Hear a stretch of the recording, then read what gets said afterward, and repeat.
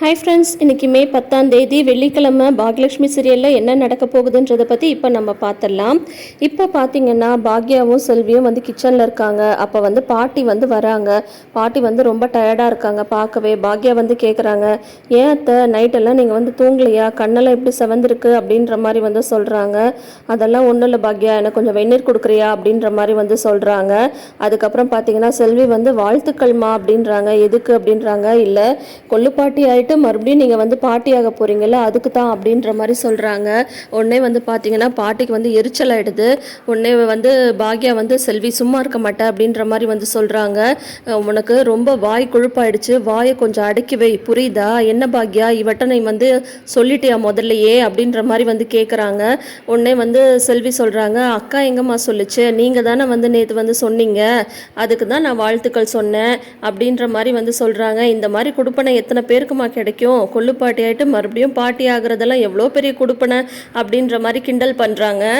உடனே வந்து பாட்டி வந்து சொல்கிறாங்க, வாயை கொஞ்சம் மூடு சரியா, தேவையில்லாமல் இந்த விஷயத்துலலாம் தலையிடுற வேலை வச்சுக்காத, உன் வேலை என்னவோ அதை மட்டும் பாரு அப்படின்ற மாதிரி வந்து சொல்கிறாங்க. உடனே செல்வி வந்து சொல்கிறாங்க, என்னம்மா வேற யார்கிட்டயோ பேசுகிற மாதிரி வந்து பேசுகிறீங்க? இனியா பாப்பா சின்ன பிள்ளையாக இருக்கும்போது நான் இந்த வீட்டுக்கு வந்து வேலைக்கு வந்தேன். இப்போ பார்த்தீங்கன்னா எத்தனை வருஷம் ஆச்சு தெரியுமா, நான் இங்கே வந்து இந்த குடும்பத்திலே ஒரு ஆள் மாதிரி ஆயிட்டேன், நான் அப்படி தான் பேசுவேன் அப்படின்ற மாதிரி வந்து செல்வி சொல்கிறாங்க. சரி சரி கொஞ்சம் அமைதியாக பேசு, வீட்டில் இருக்கிறவங்க யாருக்காலையாவது விழுந்துட போகுது, இன்னும் வீட்டில் இருக்கிறவங்க யாருக்கும் தெரியாது, நீயே வந்து கத்தி கத்தி எல்லார்ட்டையும் சொல்லிடாது சரியா அப்படின்னு சொல்கிறாங்க. அமைதியாக இரே செல்வி அப்படின்ற மாதிரி பாக்யா வந்து சொல்கிறாங்க. அதுக்கப்புறம் அவங்க பார்த்தீங்கன்னா வெந்நீர் கொண்டு வந்து கொடுக்குறாங்க. அப்போ பாக்யாவை வந்து இங்கே பக்கத்தில் உட்கார் பாக்யா அப்படின்றாங்க. ஏன் ஏதாவது வேணுமா அப்படின்ற மாதிரி கேட்குறாங்க. பாக்யா உனக்கு வந்து கஷ்டமாக இருக்கா, வருத்தமாக இருக்கா அப்படின்னு சொல்லி கேட்குறாங்க.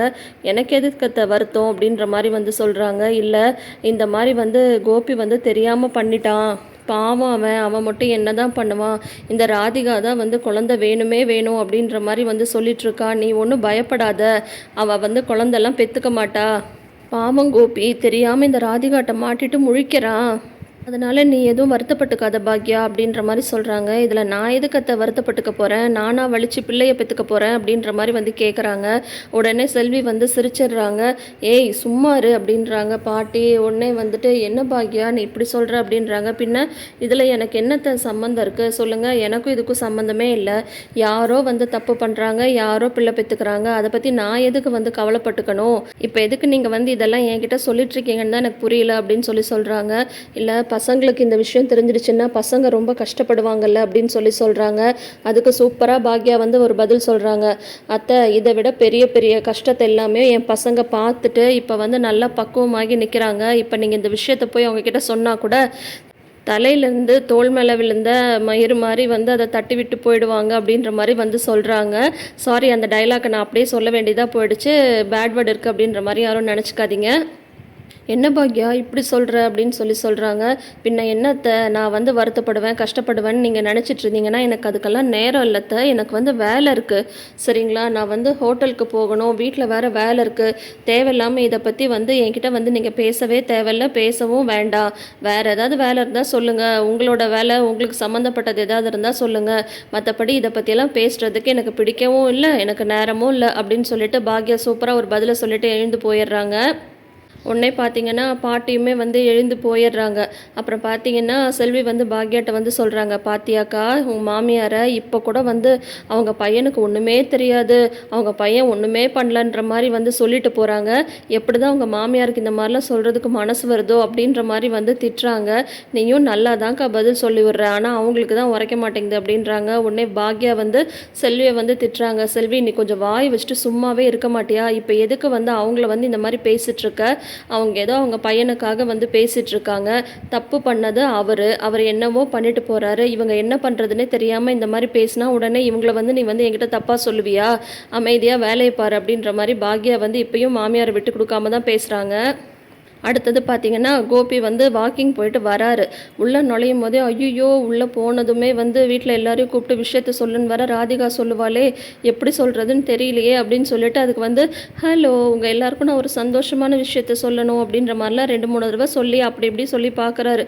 அவ்வளோதான், இந்த விஷயத்த வந்து சொன்னால் என்ன பண்ணுவாங்க ஏது பண்ணுவாங்கன்னு தெரியலையே, இருந்தாலும் இவ வந்து மேலே போனால் விஷயத்த சொல்லிட்டிங்களான்னு தானே முதல்ல வந்து கேட்பா, இவளை எப்படி சமாளிக்கிறதுன்னு வேற தெரியலையே. கடவுள் மேலே பாரத்தை போட்டுட்டு போய் சொல்லலாம். அவர் நல்லவர், எல்லார் பாரத்தையும் தாங்க தானே அவர் வந்து இருக்காரு அப்படின்னு சொல்லிட்டு உடனே வந்து பார்த்தீங்கன்னா உள்ளே போனால் உள்ளே ஒரே சிரிப்பு சத்தமாக இருக்குது. டைனிங் ஹாலில் எல்லாருமே காலையில் பிரேக்ஃபாஸ்ட்டு உட்காந்து சாப்பிட்டுட்டு இருக்காங்க. ஒன்றா உட்காந்து சந்தோஷமாக வந்து பேசிகிட்டு இருக்காங்க. இனியா காலேஜில் நடந்த விஷயத்த வந்து சொல்லிட்டு இருக்காங்க. அதுக்கு எல்லாருமே சிரிச்சிட்டு பேசிகிட்டு இருக்காங்க. அதை பார்த்ததுமே ஐயோ இவங்க எல்லாரும் சந்தோஷமாக இருக்காங்களே, இப்போ போய் இந்த விஷயத்தை எப்படி சொல்கிறது அப்படின்னு சொல்லிட்டு யோசிச்சுட்டு இருக்காங்க. பாட்டி வந்து கோபி நிற்கிறத பார்த்துட்டாங்க. என்ன அப்படின்ற மாதிரி வந்து ஜாடையிலே கேட்குறாங்க. பாக்யாவும் கவனிச்சுட்டு தான் இருக்காங்க. அதை உன்னை கோபி வந்து எல்லாரும் இருக்காங்க சொல்லிடவா அப்படின்னு சொல்லிட்டு கேட்குறாங்க. பேசாமல் போயிடு அப்படின்னு சொல்லிட்டு பாட்டி வந்து மிரட்டி அனுப்பிச்சி விட்டுறாங்க. உடனே கோபி வந்து மாடிக்கு போகிறாரு. இங்கே வந்து பார்த்தீங்கன்னா ராதிகா வந்து ரூமில் அங்கேயும் இங்கேயும் நடந்துட்டுருக்காங்க. கோபி போனதுமே என்ன கோபி விஷயத்த சொல்லிட்டிங்களா அப்படின்னு சொல்லி கேட்குறாங்க. அது வந்து ராதிகா வீட்டில் எல்லாரும் ஒன்றா சந்தோஷமாக உட்காந்து சாப்பிட்டுட்டு இருக்காங்க. இப்போ போய் அந்த விஷயத்த வந்து சொன்னால் எல்லாரும் கஷ்டப்படுவாங்கல்ல, அதனால தான் நான் சொல்லாமல் வந்துட்டேன் அப்படின்னு சொல்லி சொல்கிறாங்க. அப்போ உங்களுக்கு எப்போவுமே உங்கள் அப்பா அம்மா உன் பிள்ளைங்க அவங்க சந்தோஷம் இதுதான் முக்கியம், என்னை பற்றி உங்களுக்கு ஒரு அக்கறையே கிடையாது அப்படி தானே உடனே ஆரம்பிச்சிடுறாங்கங்க. பாக்யா எவ்வளோக்கு எவ்வளோ அமைதியாக இருக்காங்களோ அவ்வளோக்கு அவ்வளோ ராதிகா வந்து பேசிகிட்டே இருக்காங்க. ஆனால் கோபிக்கு இதெல்லாம் தேவை தான், ரொம்ப ரொம்ப தேவை தான். அப்புறம் வந்து ராதிகா வந்து சொல்கிறாங்க, இந்த விஷயத்தை வந்து நீங்கள் இது வரைக்கும் வீட்டில் சொல்லாததுனால எனக்கு தான் இன்செக்யூரிட்டியாக இருக்குது அப்படின்றாங்க.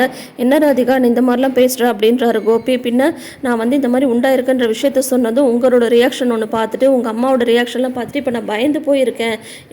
என் வாழ்க்கையில் வந்து நான் எந்த இடத்துல இருக்கேன்னே எனக்கு வந்து தெரியாமல் இருக்குது, நான் என்ன வாழ்கிறேன்னே எனக்கு வந்து தெரியாமல் இருக்குது.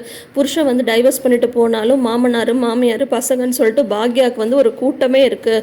ஆனால் எனக்கு உங்களை நான் கட்டியிருக்கேன், ஆனால் ஏதாவது எனக்குன்னு ஒரு பிடிப்பு இருக்கா, பிடிமானம் இருக்கா? நாளைக்கே இனியாவுக்கு வந்து கல்யாணம் பண்ணணும், நீ வந்து இங்கேயே தங்கிடுப்பா, அதுதான் நல்லதுன்னு உங்கள் அம்மா சொன்னாங்கன்னா நீங்கள் பின்னாடியே போய் தங்கிடுவீங்க. அப்போ நான் என்ன பண்ணிகிட்ருக்கிறது, அப்படியே வந்து ரோட்லேயே அப்படியே போயிட்டுருக்கிறதா நான்?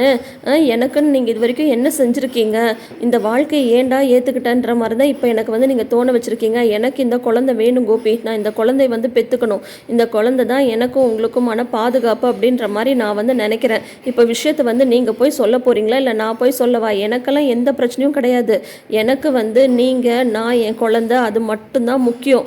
இப்போ நீங்கள் சொல்லலைன்னா நான் பாட்டிக்கு நான் போயிட்டு விஷயத்த சொல்லிவிட்டு பெட்டி எடுத்துகிட்டு போயிட்டே இருப்பேன். நீங்கள் பின்னாடி வரீங்களா இல்லையான்னு கூட நான் வந்து பார்க்க மாட்டேன். உங்கள் பசங்க என்ன நினைப்பாங்கன்றதை பற்றிலாம் யோசிக்கணுன்ற அவசியம் எனக்கு கிடையவே கிடையாது. உங்கள் பசங்க மேலே எனக்கு அக்கறையும் கிடையாது, அக்கறையும் எனக்கு வந்து தேவையில்லை. அவங்க சந்தோஷப்படுவாங்க துக்கப்படுவாங்கன்னு நான் யோசிக்க கூட தேவையில்லை, அவங்கள பற்றி எனக்கு நினைக்க கூட தேவையில்லை அப்படின்ற மாதிரி வந்து சூப்பராக பேசுகிறாங்க ராதிகா. இதெல்லாம் கோபிக்கு ரொம்ப தேவைதான். ராதிகாவோட பொண்ணு மயுவை மட்டும் கோபி வந்து பார்த்துக்கணும். மயு வந்து டேடி டேடின்னு தான் கூப்பிடுவாங்க.